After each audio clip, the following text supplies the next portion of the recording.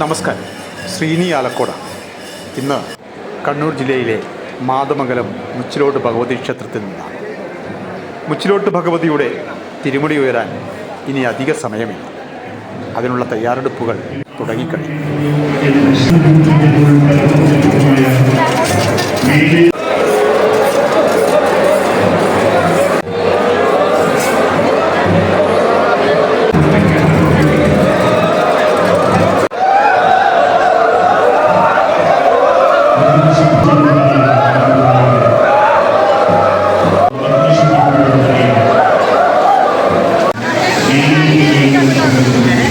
പെരിഞ്ചല്ലൂർ ഗ്രാമത്തിലെ ഒരു ബ്രാഹ്മണ കന്യക എഴുത്തു പള്ളിക്കൂടത്തിൽ വെച്ച് നടന്ന വാദപ്രതിവാദത്തിൽ പ്രഗത്ഭരെ തോൽപ്പിച്ചു.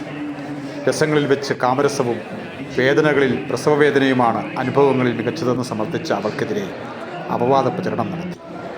വെട്ടുകൽപ്പിച്ച് പുറത്താക്കി. അപമാനിതയായ ആ കന്യക വടക്കോട്ട് നടന്ന് കരിവള്ളൂരെത്തി കരിവള്ളൂരപ്പനെയും പേരമംഗലത്ത് ഭഗവതിയെയും കണ്ടു വണങ്ങി തൻ്റെ സങ്കടമറിയിച്ച് മനമൊരുക്കി പ്രാർത്ഥിച്ചു. തൻ്റെ നിരപരാധിത്വം തെളിയിക്കാൻ സ്വയം അഗ്നികുണ്ഡമൊരുക്കി ആത്മത്യാഗം ചെയ്യാൻ തീരുമാനിച്ചു. എണ്ണയുമായി ആ വഴി പോയ മുച്ചിലോടനോട് തീയിലേക്ക് എണ്ണയൊഴുക്കുവാൻ ആവശ്യപ്പെട്ടു. അവളുടെ വാക്കുകൾ കെട്ടമ്പരുന്ന മുച്ചിലോടൻ എണ്ണ മുഴുവൻ തീയിലേക്ക് ഒഴിച്ചു.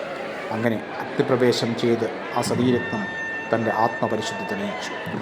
ഒഴിഞ്ഞ പാത്രവുമായി വീട്ടിൽ വന്ന മുച്ചിലോടൻ കണ്ടത് പാത്രം നിറയെ എണ്ണ നിറഞ്ഞതായാണ്.